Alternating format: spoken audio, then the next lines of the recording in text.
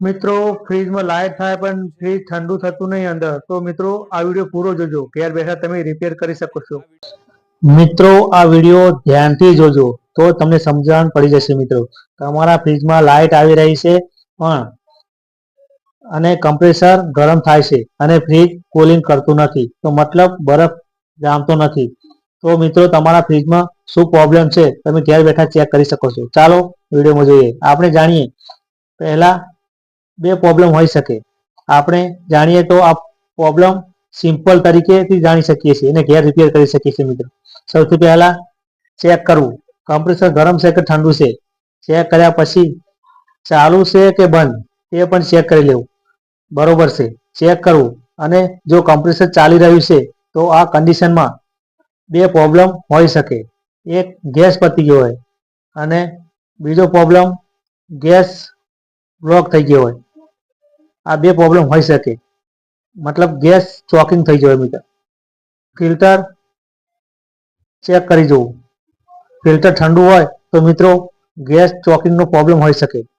આ રીતે ચેક કરી જવું. મિત્રો ફિલ્ટર ઠંડુ હોય તો એમાં બ્લોક થઈ ગયો હોય ગેસ અને કમ્પ્રેસર ચાલી રહ્યું છે. મિત્રો આવી રીતે ચેક કરી શકો છો.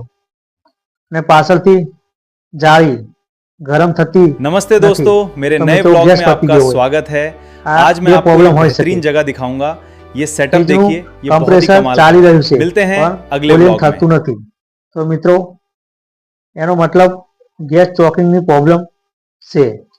તો ચલો આપણે આને ચેક કરીએ કે આ ફ્રીજમાં પ્રોબ્લેમ શું છે. મિત્રો તો જોઈ શકો છો આ બે પાર્ટ્સ લગાવેલા છે કમ્પ્રેસર બાજુમાં, પણ આ મિત્રો આ વસ્તુ કરતા પહેલા પ્લગમાં પ્લગ કાઢી લો બોર્ડમાંથી, પછી જ આ બે પાર્ટ્સ તમારે કાઢવાના છે. મિત્રો જોઈ શકો છો આવી રીતે કાઢી લેવાના એક એક કરી અને જોવાનું આ પાર્ટ્સ ખરાબ છે, ખરાબ થઈ ગયો હોય તો એને ચેન્જ કરી શકાય. મિત્રો આવી રીતે કાઢી લેવાના, મતલબ પિન ખરાબ થઈ ગઈ હોય છે. મિત્રો આવી રીતે આમાં પાવર સપ્લાય ના જવાથી આ કમ્પ્રેસર પાવર મળતો નથી. મિત્રો આ પ્રોબ્લેમના કારણે કુલિંગ થતું નહીં ફ્રીજમાં.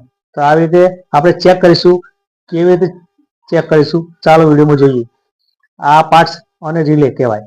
મિત્રો એક સપ્લાય ના મળવાથી આ પ્રોબ્લેમ આવી શકે. મિત્રો આવી રીતે જોઈ શકો છો કમ્પ્રેસર, પણ આપણે આને ચેક કરવાનું છે, કઈ રીતે રિપેર કરવાનું છે જોવાનું છે વિડીયોમાં પૂરું. તો આપણે આ પાર્ટ્સ કાઢ્યો છે એ હાથમાં લઈ અને આપણે ચેક કરીશું. नमस्ते दोस्तों, मेरे नए ब्लॉग में आपका स्वागत है। आज मैं आपको ये बेहतरीन जगह दिखाऊंगा। ये सेटअप देखिए, ये बहुत ही कमाल का है। मिलते हैं अगले ब्लॉग में। આપણે ટેસ્ટરના મદદથી આપણે ચેક કરીશું. મિત્રો જો આ કન્ટિન્યુટી ટેસ્ટર કહેવાને, અને આપણે જો લાઈટ થાય છે આમાં પાવર વાળો આવે. મિત્રો તો આપણે આ પાર્ટ્સને લેવાનો હાથમાં લઈ આવી રીતે ખોલી દેવાનું અને પછી કન્ટિન્યુટી ટેસ્ટરથી આપણે ચેક કરીશું. જોઈ શકો છો લાઈટ કન્ટિન્યુટી લાઈટ બતાવી રહ્યું છે. જો બતાવી રહ્યું છે તો બરોબર છે, જો ના બતાવે ને તો ખરાબ થઈ ગયું હોય છે. મિત્રો તો આપણે આવી રીતે ચેક કરી જવાનું. બતાવી રહ્યું છે કન્ટિન્યુટી લાઈટ તો આ પાર્ટ્સ બરોબર છે, ને ના બતાવે તો ખરાબ થઈ ગયેલો હોય છે. મિત્રો એવી રીતે આ બીજો પાર્ટ પણ આપણે આવી રીતે ચેક કરીશું. મિત્રો જોઈ શકો છો આવી રીતે ચેક કરી જોવાનું. કન્ટિન્યુટી લાઈટ બતાવે છે તો ઓકે, ના બતાવે તો પાર્ટ્સ ખરાબ થઈ ગયેલો હોય. મિત્રો આવી રીતે ચેક કરી શકો છો, જોઈ શકો છો. અને આ પાર્ટ્સના ખરાબ થવાના કારણે ફ્રીજમાં કુલિંગ થતું નહીં. મિત્રો આ નાનો એવો પ્રોબ્લેમ કારીગર પૈસા વધારે લઈ જાય છે. મિત્રો પણ આપણે ઘેર બેઠે આવી રીતે રિપેર કરી શકાય છે. એ કેવી રીતે કરાય? આ નાના પાર્ટ્સ રહ્યા એ તમારે લઈ જવાનું. ફ્રીજના જે પાર્ટ્સ મળતા હોય મિત્રો એ કહેવાનું કમ્પ્રેસર જોઈ લેવાનું અને પાર્ટ્સ લઈ જવાના. બજારમાંથી આવા નાના પાર્ટ્સ ચેક કરો કે આવો પાર્ટ્સ આપો, તમને 200-300 મિનિમમ 400 રૂપિયા કોઈ બી તમારો ભાવ ચાલતો બજારમાં, એ તમે એ પાર્ટ્સ લાવી અને આ પાર્ટ્સ ખરાબ થઈ ગયો હોય મિત્રો તો બીજો ચેન્જ કરી અને તમારું કમ્પ્રેસર ઘેર બેઠે ચાલુ કરી શકો છો અને રિપેર કરી શકો છો. મિત્રો